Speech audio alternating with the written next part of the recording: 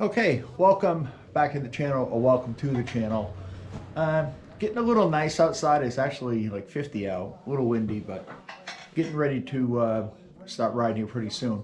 So today we're going to work on the transmission. I got to put the top cover on. I got to align the shifter forks and check the play between the shifter forks and the shifter dogs. I've actually already done that, but I'm going to show you the tools that I use and how to go about doing that. I had to pick up a new compensating sprocket today with a new cam. The cam that I had was actually a little worn. I don't know if you can see that. Let me see if I can find the side of it, but it does look a little worn. It's actually got some pieces missing. Like if you look on that corner right there, it's got some, like it's worn off. It doesn't look like it's worn on the face, but it is a little sloppy. So when I went down the shop, I originally just wanted the sliding cam, but we looked at it and said, yeah, this is a little loose. So I picked up a new compensating sprocket. I actually brought the inner primary down that cracked, and talking to the shop, they said it's not worth saving. By the time they try to heat that up and weld it, it could be that it's going to distort it. I'm hoping that this isn't distorted because this was welded. This is the replacement one that I got. So we'll see. It's not distorted. It hasn't been welded, you know, on the face of this, but it has been welded up where the starter housing goes. Now I was looking for a plug to go in the mid shift because this came off an FX, and the FX has a mid shift right here. It's got a seal in it and a bushing. Originally I had a bolt in there, 1/2-inch bolt with a couple washers and a lock nut, but the lock nut kept hitting against the case of the motor. Even though I ground it down, you can only grind it down so much, and then, you know, it's not going to do anything. So it was still kind of hitting, or it was really close, and I really couldn't line this inner primary up. So you can either do a couple things. You can get a freeze plug to put, kind of bang in there, but what I decided to do was, if you can see this, I used some real high strength industrial epoxy just to fill it in. It really is not a whole lot of oil that's going to splash in there anyway. And the person I bought this from actually had this airline hose running inside. So it probably didn't leak.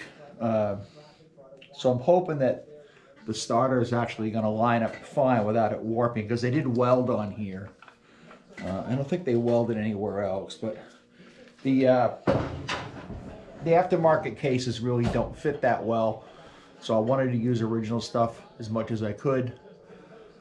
So let's go over to the other bench. We'll do the transmission. We can put the top on. I don't know if I'm going to have time to test the transmission today, and I'll show you what I'm talking about when we get over to the other bench.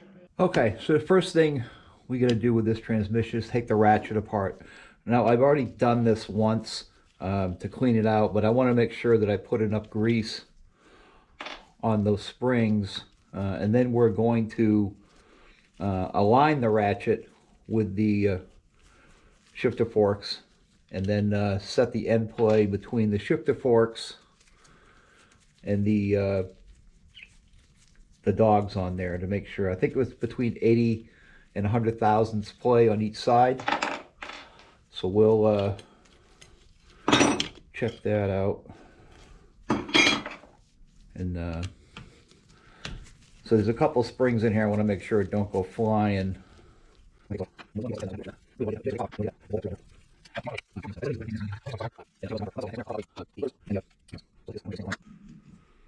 the cover. Yeah, see this, actually, I didn't really actually put any grease in there, I don't think. Let me get something here. All right, there it is, okay. So these seem to be, these have to be turned a certain way because they have like, so that one's, I think, fine. I'm gonna turn this a little bit. So it has to go into a groove that's there. So those look fine. Let's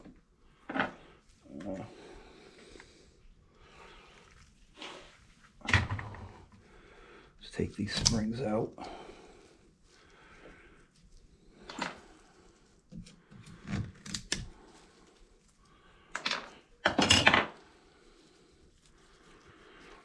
So let me clean some of this off.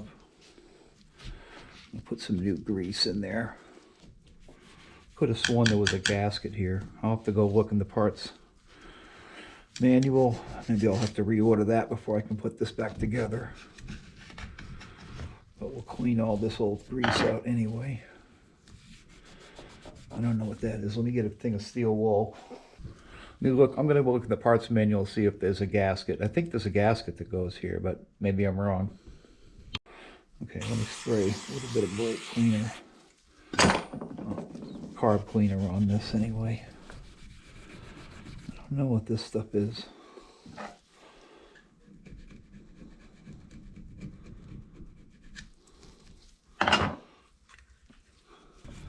This looks like it's gasket maker or something. Somebody put some gasket stuff on this. I mean, I could do that, I guess. Let me see if this is gonna... Okay, so in checking the parts manual, there is a gasket that goes around here. I just ordered that, so we'll... this isn't going to be the end of the video, but it's the end of this portion of the video, because I'll have to wait until that gasket comes in so I can finish this up. And then, because I can't do the rest of the transmission, what I want to do, until this cover and ratchet is all back together. So I'll pick this video back up when the gasket comes in. Okay, so it is probably 2 weeks since I started filming this video. We still have the ratchet top up on the vise. I finally did get this gasket in, but I didn't get it in through eBay, which is where I originally ordered it at. I went to a local shop to get it. So let me show you why it's been taking so long. If we look at my eBay when I bought this, I actually bought the gasket on the 18th of March, and you can see 18th, 19th, 20, 21. Well, now the 31st of March. 29th, it's in Kansas City. This supposedly is coming first class mail, and as of this morning at 1:30 in the morning, it's still in Pennsylvania. So it took 11 days. So a couple days ago, I contacted the seller. I says, "Look, just give me a refund. I'm not going to keep waiting for this. This transmission is holding me up. This one gasket." So I went to a local shop, a chopper shop, and I called him. I said, "You got this?" He goes, "Yeah, I got it." So I went down and get it. So now we can finally get this back together. I did get some new springs. I didn't get it from the shop. I got these. I forget where I got them from. Maybe JP Cycles. But I think from now on, I'm probably just going to get stuff local at this shop. I'm going to bring that inner primary down to them and see if they can weld that up for me. And so anyway, let's get some grease in these springs. We'll get this cover back on, and then we can get the transmission mounted and move forward with this bike. Okay, so we got everything set up here. We can get some grease on these springs and get this cover back on and get this transmission mounted. And then I'm going to put some oil in it, probably some 50-weight just temporarily. And we're going to use this adapter, and we're going to run it through the gears to make sure it shifts okay. I'm going to mount it on the bike when I do that. I don't want to have that sitting in a vise when I do it. So, all right, so we got a spring here. I mean, the old ones look okay. They're a little bent, but these were only like $1 a piece. I figured I got it apart, I might as well replace the springs. All right, so we will put some grease in here.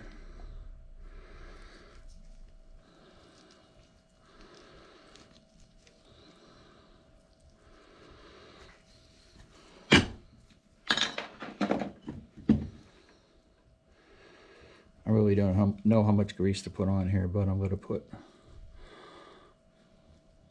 a lot. I wouldn't say a lot, but I'm going to put enough in here for now.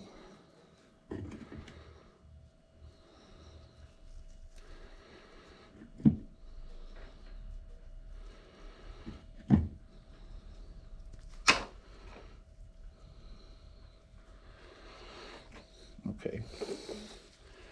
Let's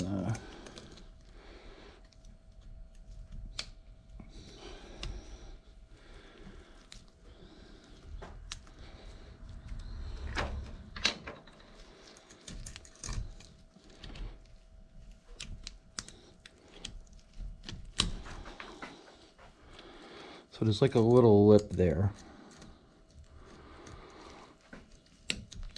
Here we go. All right. And we're going to put some on this gear too.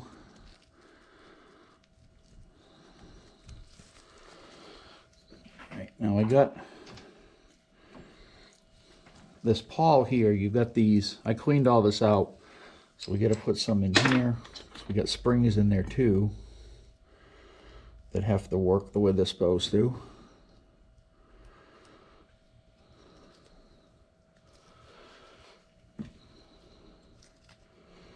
So we'll put those in like that.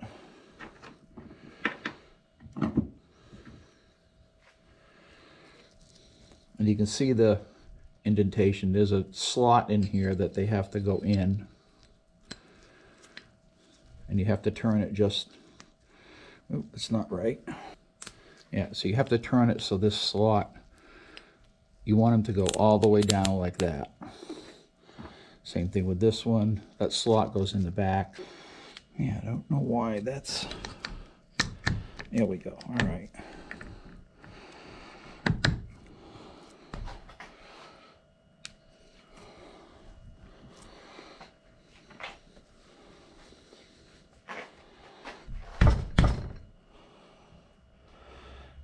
Might not go because of, so it's a lot easier if you put a wire tie around those paws to hold them, because they have to go all the way down. So, and they have to fit in slots that are on there. I think I showed you that. So, all right, so now we can put this gasket on. We're going to put some white grease on it. And that's going to go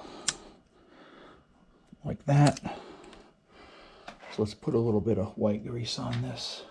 Gives it a little bit better seal. We got that. Now we have cleaned all that off. I don't think there was a gasket on here actually to begin with. So we want this up here. We need that little indentation up there for that one.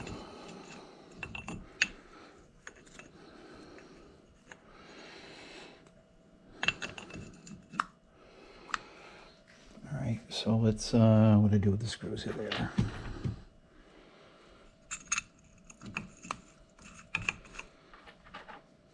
Oops, that's the wrong one. That's for the nut right there.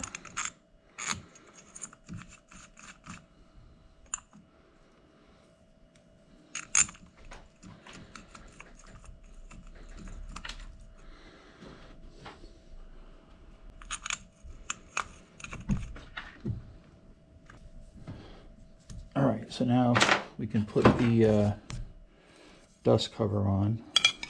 I think that goes. Let me clean this off a little bit. I can hear a little bit of grit on there. All right, so then we got this, which goes like that. We finally button this transmission up and move on to something else. I think it's supposed to get really heavy rain tonight. It's kind of warm out right now. It's like 50 out, but. Okay, so that's going to do it for part one of this two-part video on the transmission. Thanks for watching, and I'll see you in part two.